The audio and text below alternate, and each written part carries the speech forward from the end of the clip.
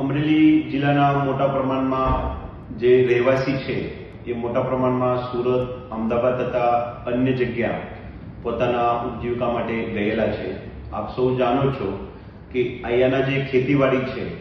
એના માટે મોટા પ્રમાણમાં ઉત્તર ગુજરાત તથા મધ્યપ્રદેશના અને અન્ય રાજ્યોમાંથી ખૂબ મોટા પ્રમાણમાં ખેતમજૂરો અહીંયા વસવટ કરે છે. સાથે સાથે જિલ્લાના દક્ષિણ બાજુમાં જે ઇન્ડસ્ટ્રીયલ વિસ્તાર છે એમાં પણ બહારના રાજ્યના મોટા પ્રકારના મજૂરો ઉપલબ્ધ છે.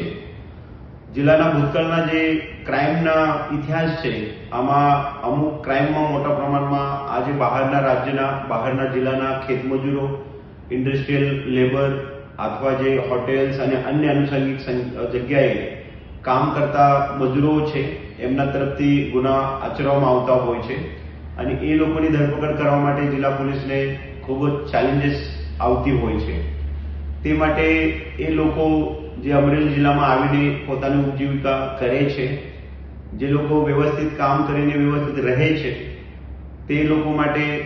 અમે જિલ્લા પોલીસ તરીકે તમામ પ્રકારની મદદ કરીએ છીએ. પરંતુ જે લોકો અહીંયા મજૂરી અર્થે આવીને પોતાના ખોટા સ્વાર્થ સાથે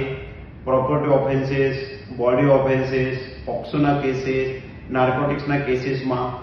પોતાનો સમાવેશ કરે છે અને અહીંનું જે સામાજિક જીવન છે એ જીવન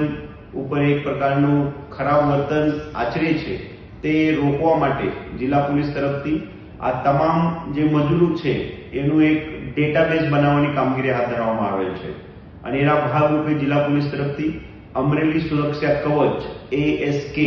કરીને એક એપ્લિકેશન વિકસાવવામાં આવેલ છે, જેમાં જિલ્લા પોલીસ તરફથી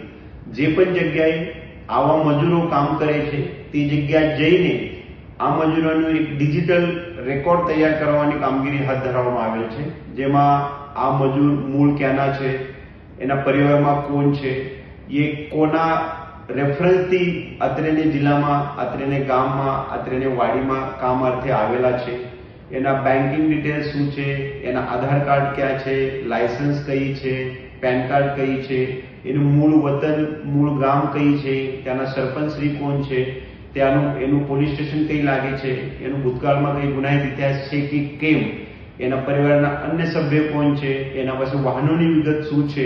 એના ફોટોગ્રાફ્સ, એની અન્ય પ્રક્રિયા, એ તમામ બાબતે જિલ્લા પોલીસે દરેક સ્થળ જગ્યા જઈને અમારી અલગ અલગ ટીમો બનાવેલી છે. એ ટીમો સ્થળ જગ્યા જઈને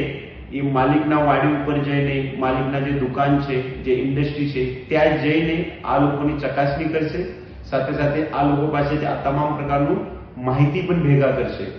એ પ્રોજેક્ટ શરૂ કરવાથી આપણા પાસે જિલ્લામાં તમામ જગ્યાએ કેટલી બહારની મજૂરોની સંખ્યા છે, સાથે સાથે આ લોકો કઈ વિસ્તારથી આવે છે, કેવા પ્રકારના કામમાં જોડાયેલ છે, એ લોકોની સોશિયલ સ્ટેટસ, ફાઇનાન્શિયલ સ્ટેટસ, એ લોકોની કઈ ગુનાહિત ઇતિહાસ છે કે કેમ, તે બાબતે સર્વે માહિતી જિલ્લા પોલીસને જસ્ટ એક માઉસના ક્લિક ઉપર ઉપલબ્ધ થશે. આ પ્રોજેક્ટ સતત ઓનગોઈંગ પ્રક્રિયા છે, પરંતુ જ્યારે પણ આપણા પાસે એક સારો એવું ડેટા કલેક્શન થશે ત્યારે આ જે પણ આ ગુનાહિત કામમાં ભાગ લેવાવાળા લોકો છે એમના ફોટોગ્રાફ્સ, એમની તમામ માહિતી આપણા પાસે હોવાના કારણે જસ્ટ એક ક્લિક ઉપર આપણે આ લોકોનું તમામ પ્રકારનું ડેટા જોઈ શકીએ છીએ. આ લોકોની ધરપકડ કરવા માટે, ગુનાના ડિટેક્શન માટે અને આપણા વિસ્તારમાં જે પણ લોકો મૂળ માલિકો છે, એના સગા છે, પરિવારના લોકો અહીંયા ગામડે ઇન્ડસ્ટ્રીમાં રહે છે, એના જીવિત અને એના સંપત્તિને જે નુકસાન છે એ નુકસાન અટકાવવા સારું આ પ્રોજેક્ટ થકી જિલ્લા પોલીસને અને અમરેલી જિલ્લાના રહેવાસીને ખૂબ જ મદદ થશે એવું અમારું માનવું છે.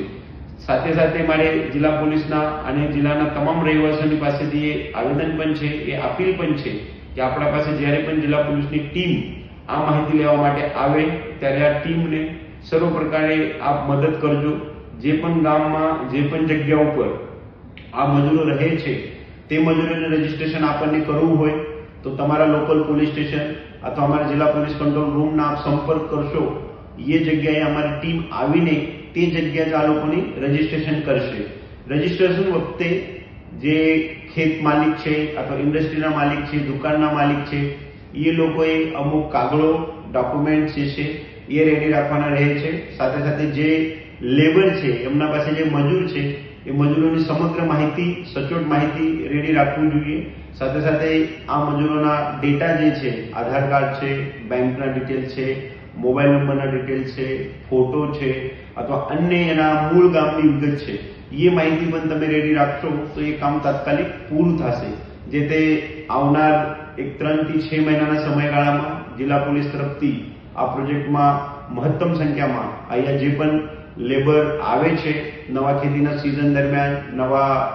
ઇન્ડસ્ટ્રીના સિઝન દરમિયાન, એ તમામ લોકોની આપણે રજીસ્ટ્રેશન કરીને એક સારો એવો ડેટાબેઝ બનાવશો. એ તમામ પબ્લિક પાસેથી પણ અમારી એવી અપેક્ષા છે, જ્યારે પણ તમારા ઘરનું લેબર બદલાય છે, મજૂર બદલાય છે, ત્યારે આપ લોકલ પોલીસ સ્ટેશનને, જિલ્લા પોલીસ કંટ્રોલ રૂમને આ બાબતની અવશ્ય જાણ કરો. જિલ્લા પોલીસ ત્યાં આવીને આપણા જે પણ મજૂર છે, જે પણ આપણા ત્યાં કારાગીર છે, એની સર્વ પ્રકારની સચોટ માહિતી અમારા આ એપ્લિકેશન થ્રુ નોંધણી કરશે અને ભવિષ્યમાં કોઈ પણ ગુનો બને અથવા એ ગુનો બનતા અટકાવવા સારું આ માહિતીની ઉપયોગ થશે. સાથે સાથે હું પણ કહેવા માંગુ છું કે એ આપને આપેલી સર્વ માહિતી જિલ્લા પોલીસ બહુ સુરક્ષિત રીતે રાખે છે. એને કોઈ પણ પ્રકારની મિસયુઝ જિલ્લા પોલીસ તરફથી થાય નહીં, એની અમે તમામ પ્રકારની તાકીદારી પણ લઈ લીધેલી છે.